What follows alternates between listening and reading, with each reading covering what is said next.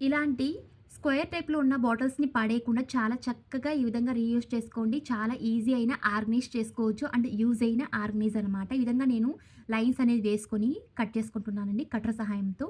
ఇది ఇప్పుడు రెడీ అయిందండి. దీన్నైతే ప్రత్యేకంగా ఫ్రిడ్జ్‌లో ఈ విధంగా మనం ఇలాంటి ఐటెమ్స్ అయితే చాలా చక్కగా ఆర్గనైజ్ చేసుకోవచ్చండి. ఫ్రిడ్జ్‌లో అయితే ఎక్కువగా స్పేస్ ఉండదు. అస్సలు మనకు చాలా కష్టంగా ఉంటుంది. ఇలాంటి బాటిల్స్ తయారు చేసుకొని ఇలాంటి పచ్చిమిరపకాయలు, జింజర్, గార్లిక్, లెమన్ అలాంటివి చాలా చక్కగా మనం ఆర్గనైజ్ చేసుకోవచ్చండి. తప్పకుండా ట్రై చేయండి. చాలా స్పేస్ అనేది తక్కువగా ఉంటుంది. అంతే కాదండి, ఇందులో పిల్లల యొక్క సాక్స్, స్కూల్ సాక్స్ అనేవి లేదా టవల్స్ చాలా చక్కగా ఇందులో ఆర్గనైజ్ చేసుకోవచ్చు. ఇవైతే టయానికి అస్సలు దొరకవు. ఈ విధంగా మనం ఆర్గనైజ్ చేసుకొని కబోర్డ్‌లో పెట్టుకున్నట్లయితే చాలా తొందరగా దొరుకుతుంది. అండ్ చాలా ఈజీగా ఉంటుంది. తప్పకుండా ట్రై చేయండి. ఇలాంటి బాటిల్స్ పడేయకుండా. మరిన్ని ఇలాంటి వీడియోస్ కోసం ప్లీజ్ ఛానల్‌ని like and subscribe and share. Thank you.